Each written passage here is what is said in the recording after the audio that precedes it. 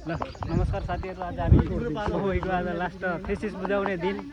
आज प्रत्येक विद्यार्थीको टपिक सोध्दैछौं। ल विशाल सर, तपाईको आजको टपिक के रहेको छ? डेब्ट management strategy and financial stability case study of Siddhartha bank limited भयो। धन्यवाद। ल विक्रम सर, तपाईको टपिक भन्नुस् त। डिपोजिट मनी मैले लाइक डिपोजिट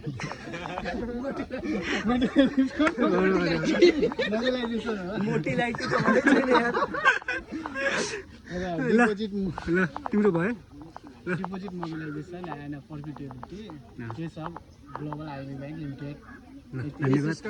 ल साजन सर, तपाईको आजको टपिक के छ थेसिसको?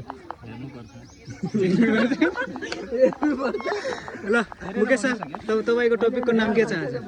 भन्नुपर्छ के? हेरेर भनिसके। धन्यवाद। ल मुकेश सर, तपाईको टपिकको नाम के छ? तपाईको टपिकको नाम भन्नुस् त।